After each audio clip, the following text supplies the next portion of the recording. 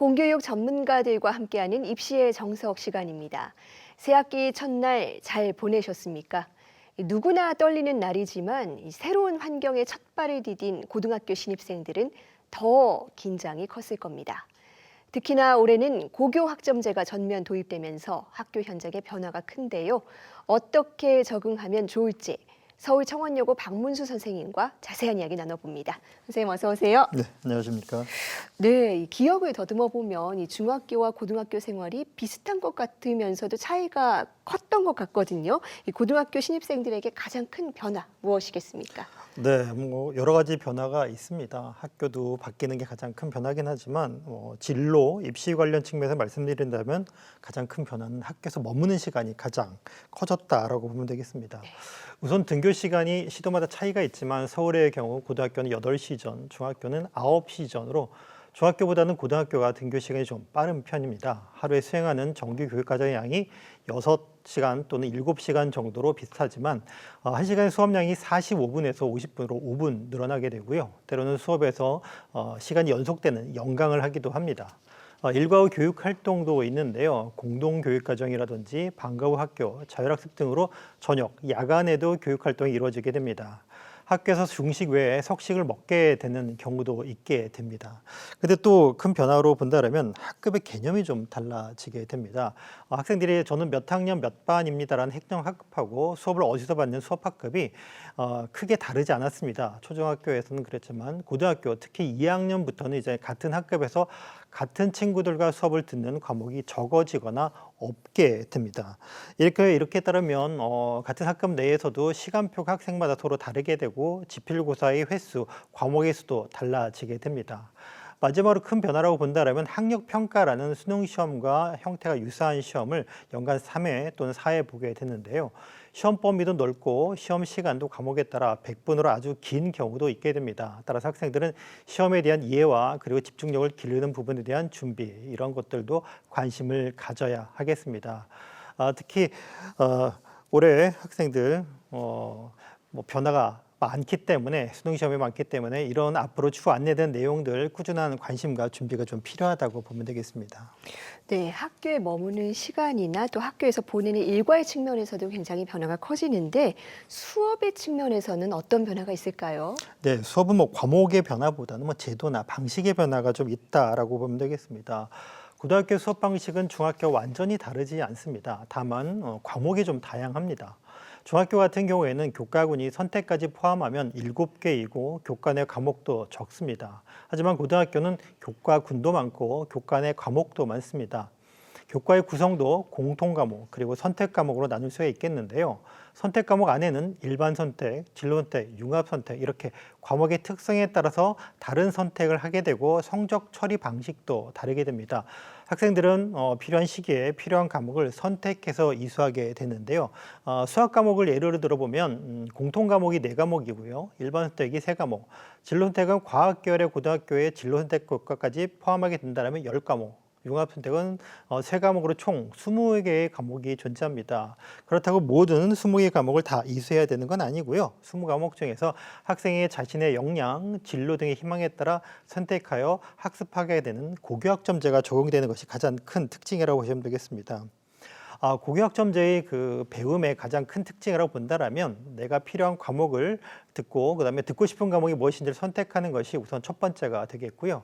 그 다음이 선택한 과목에 대해서 책임 이수, 책임 학습을 하는 방식에서 차이가 크다라고 보면 되겠습니다. 따라서 고등학교는 결과도 중요한데 과정도 대단히 의미가 크다라고 보면 되겠습니다. 네, 수업의 과정도 많이 변하고 특히나 2028의 대입 개편안이 적용되는 첫 학년이지 않습니까? 네. 그만큼 이 평가에도 변화가 생길 것 같은데 어떤 부분이 가장 큰 차이라고 볼 수 있을까요? 네, 내신 성적 평가가 큰 변화가 있습니다. 우선 일반적으로 고등학교에서는 상대 평가라는데 중학교까지는 절대 평가를 했습니다. 그래서 중학교 평가는 절대 평가에서 고등학교에서 상대 평가가 되는데 고등학교는 상대평가 이외에도 성취평가가 공존하게 됩니다. 올해 고등학교 입학한 학생들은 특히 상대평가 이외의 정보들이 대입 반영에서 확대하게 되는 이제 첫 번째 해가 될 텐데요. 중학교의 절대평가는 원점수를 기준으로 5단계 또는 3단계 성취평가를 적용하지만 고등학교는 동일한 결과, 점수죠. 점수에 대해서 상대평가와 그리고 함께 원점수 또는 비율 기준의 5단계 또는 3단계 성취평가를 적용하고 그 기준도 학교마다, 과목마다 다를 수가 있겠습니다. 예를 들어 사회과학 교과의 융합선택 과목 같은 경우에는 성취평가만 적용하는 과목이 되겠고요. 이수 처리만 하는 교양 과목도 있습니다. 조금 더 자세히 말씀드려보면 상대평가는 처음일 텐데요. 학생들이 상대평가는 말 그대로 서열화된 정보로 몇 점을 받았느냐, 어디까지 도달했느냐가 중요한 것이 아니라 몇 등이냐라는 위치를 가지게 되는 것이 가장 큰 차이라고 보시면 되겠습니다. 학생의 실력이나 점수는 변함이 없지만 그 실력이나 점수로 가지게 된 학생의 위치가 어디인지를 확인하게 되는 것이 가장 큰 차이라고 이해하시고 이를 대비하셔야 되겠습니다. 다만 평가를 고려한 과목 선택, 그렇죠, 결과죠. 좋은 결과를 위한 과목 선택 이런 것보다는 올바른 성장을 하기 위한 선택, 경로를 택하는 것을 좀 권장드리고 싶습니다. 네, 특히나 요즘 대입에서는 수시 모집 비중이 많이 늘어나 있고 또 이 고교학점제의 또 취지 중 하나가 진로 적성에 조금 더 밀착된 교육을 하자는 것 아니겠습니까? 그래서 우리 학생들 입장에서는 빨리 진로를 정해야 앞으로 입시에 유리하지 않을까 뭐 이런 생각도 해보게 될 텐데 그렇다면 이 진로 관련 활동은 어떻게 하는 게 좋을까요? 사실 결론부터 말씀드리면 엄밀한 진로 활동이 꼭 필요 충분 조건은 아니다라고 볼 수가 있겠는데요. 다만 학교 전형 전공에 따라서는 변별력을 가지는 차이가 있다라는 점은 조금 참고하실 필요가 있습니다. 수시 모집과 정시 모집의 비율이 2016 대입을 기준으로 본다면 8대2 정도가 됩니다.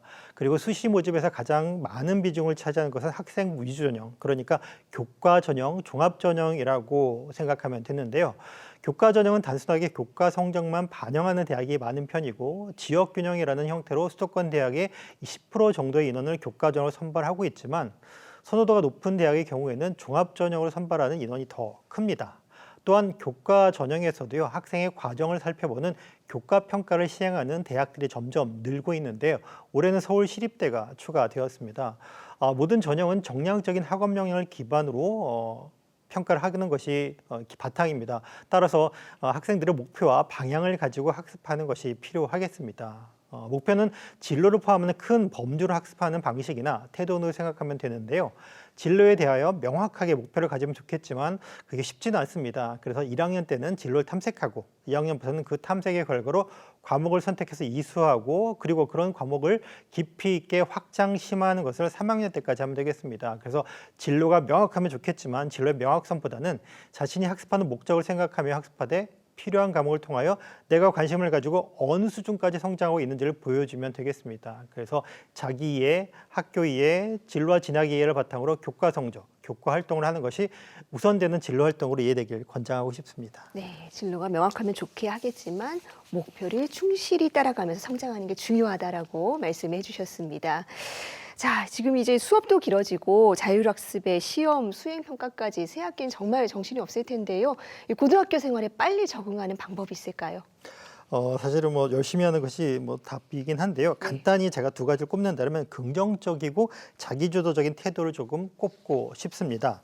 네, 새로운 환경이라 주저되기도 하지만 해야 할 일도 많습니다. 하고 싶은 일도 많긴 하지만 때론 하기 싫은 일도 있기 마련입니다. 그래서 하기 싫은 일이 필요할 때도 해야 할 때도 있기 때문에 특히나 고등학교 생활은 아까 말씀드렸던 것처럼 선택도 중요하고 과정이 중요하다는 말씀을 드렸습니다. 그래서 시기를 놓치면 다시 기회를 얻기에는 힘이 들거나 어려울 수 있으니까요. 한번 해볼까라고 생각하는 긍정적인 학교 생활이 필요합니다. 그리고 고등학교는 결과 외에 과정도 중요하다고 말씀드렸는데 매우 중요한 역할을 하게 됩니다. 그래서 스스로 느끼고 생각하고 판단하고 계획하고 실천하는 이런 일련의 과정들이 수업 안에서 계속해서 반복이 되도록 하는 것이 강조되어야 되겠습니다.